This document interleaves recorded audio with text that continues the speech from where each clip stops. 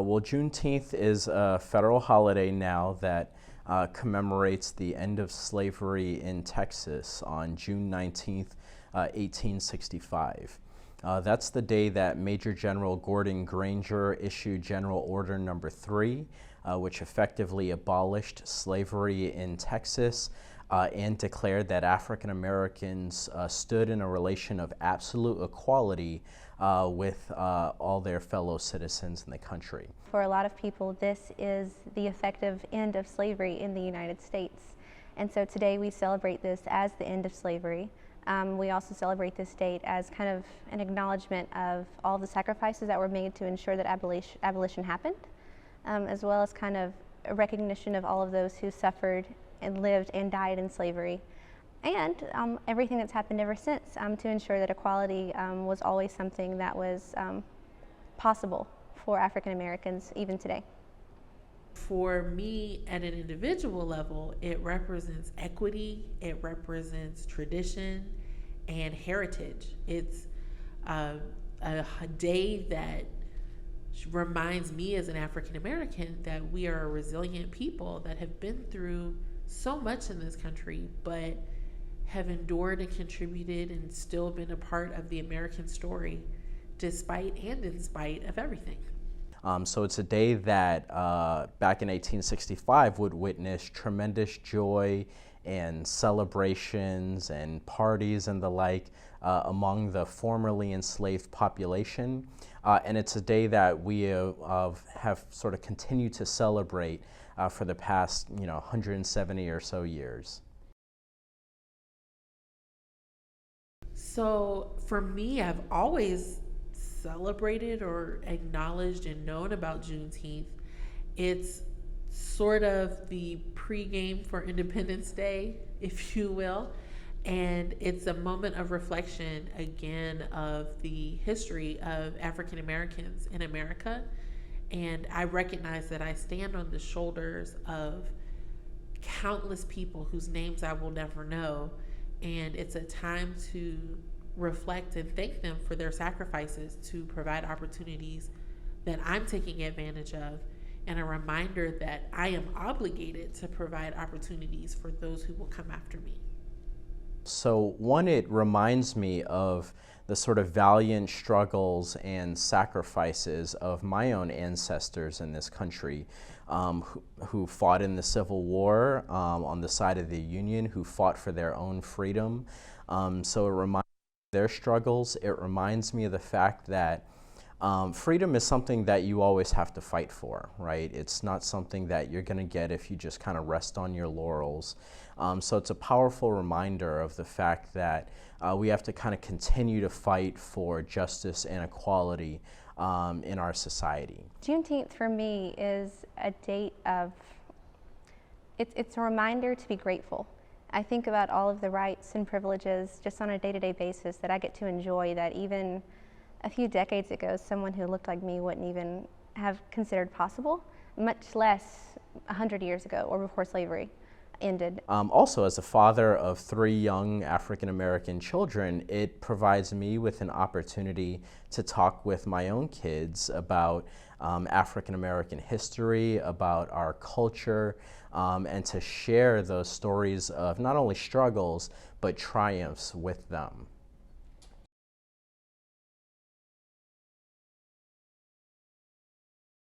I grew up in Alabama, and I did not learn about Juneteenth until college. And at the time, I learned about it in an African American history class, and it felt at the time like another story of pain. If you study African American history to any extent, you notice that that is the recurring theme, is pain and suffering and heartbreak, and it really does begin to weigh on your heart.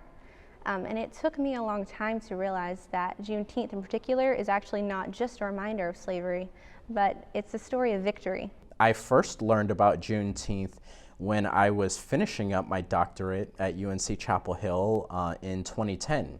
It was the summer semester. I was getting ready to teach my first course there before starting as a professor here. And as I was reading different textbooks and preparing for my first lectures on Reconstruction, it was, of course, U.S. history from 1865 to the present, that's when I first learned about Juneteenth, was in the course of preparing for some of those early lectures. So I had an elementary school that apparently was way ahead of its time, and we learned Black history throughout the school year.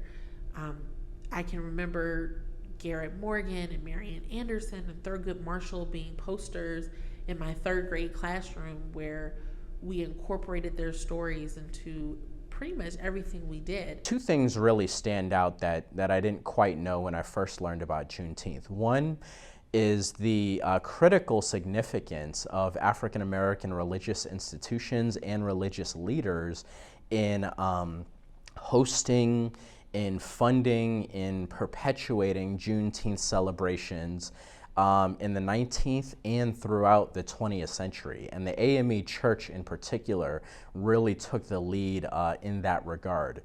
But second, over the past couple of years, I've come to see, especially since it was declared a federal holiday, that Juneteenth has really become much more than a celebration and a reflection on African American history. It's really kind of like another de facto Black History Week, I would say. In Pittsburgh, we used to have this huge summer concert festival, arts and crafts fair that was in honor of Juneteenth. And as a teenager, it was the place to go. School had just let out. Everyone's there with their brand new summer outfits. And yes, there was music, artisans, and food, but there were also cultural groups around that performed more traditional pieces and talked about the legacy of African Americans in the country. As a kid, maybe I didn't appreciate it as much, but as an adult, I'm thankful that the adults of that time went out of their way to make sure that those opportunities were there for us. I take this time now to think about what it must have felt like to get that news. That when they either were read the Emancipation Proclamation, if that was when they were freed, or if they heard about it 2.5 years later in Galveston, what it felt like to get that news. And what it would have felt like to leave your owner or your plantation for the first time possibly, to maybe go seek out, okay, what career am I going to have now, or even to go try to find family that was taken from you. So these stories of strength and individuality and perseverance, and that is now what I see Juneteenth as, is a celebration of those things rather than just a painful memory of slavery.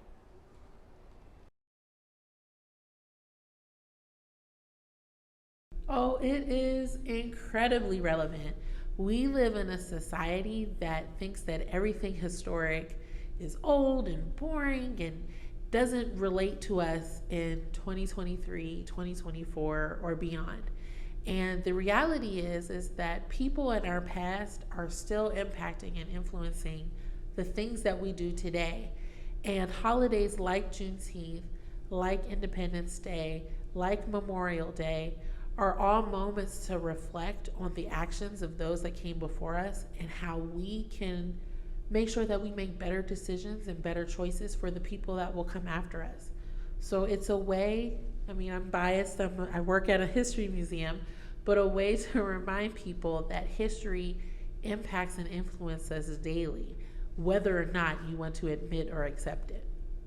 I think it's still relevant because the part of General Order Number 3, the call for African Americans to now have absolute equality with their fellow citizens, that's something that was incredibly idealistic at the time. It was not mentioned in any other emancipation or abolition documents, right? But it was sort of a vision for what the future could be like, and that vision, unfortunately, has not been realized in our society. There are a lot of people today who want to ban the teaching of African American history, some who want to ban the teaching of history more broadly, right, in order to advance particular narratives about who we are as a nation. So Juneteenth calls us to remember the sort of undertones and undersides of American history, right? Some of the things that don't necessarily portray the nation in the best light, but are nevertheless kind of critical to remember and to reflect on so we don't repeat some of those same mistakes of the past. for me, Juneteenth is just as relevant as the 4th of July for a lot of the same reasons. We celebrate on both of these days the very basic American principles of freedom and liberty and justice.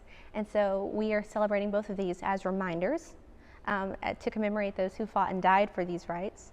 And so I see Juneteenth as a reminder of those things. Just like I celebrate 4th of July, I'm celebrating this as the date when all Americans, regardless of color, were free. Especially since 2021, when Juneteenth became a federal holiday, I think we've become even more aware of this, the fact that Juneteenth is not specifically an African American holiday, it's an American holiday. And because it is at the base, at the heart of it, a celebration of strength, power, freedom, equality, which are American things, it's things that we can all continue to connect with and think about and celebrate on this day. I'm a history professor, so I'll send you to the sources. I think there's a lot of great primary and secondary sources on these topics. So in terms of secondary sources, John Spencer Bassett has written a couple of books on slavery in North Carolina that I think could be very useful. There's also a number of slave narratives in kind of very different formats. So the first is narratives that were part of the Works Progress Administration oral history interviews conducted during the Great Depression in the 1930s. Now, the thing with those WPA narratives is they were oral histories taken with people who were in their 70s and 80s and who had been enslaved as very, very young children, right? So for a different perspective, I would suggest checking out UNC-Chapel Hill's wonderful resource documenting the American South. If you're less bookish, museums and historic sites are always going to be the way to go. And again, go in, any staff person, ask them a question, and if they don't know the answer, they're going to find out, which makes that a learning opportunity for you as well as them, and we can kind of continue to talk and learn about these things together. Shameless plug, come visit the Charlotte Museum of History. But after you visit the Charlotte Museum of History, I think talking to the elders in our communities and asking them questions about their childhoods and what their elders taught them, I think going to our local libraries and reading the books about African American history in the region. When I first moved to Charlotte, that's what I did, and I learned a ton about the contributions of African Americans in Charlotte and the Piedmont region.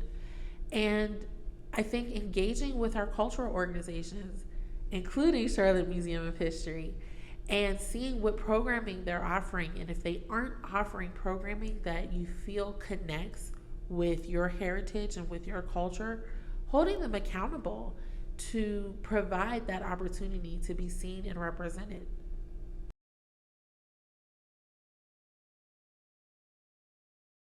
Cool. And then is there anything else that you would want to add? Happy Juneteenth.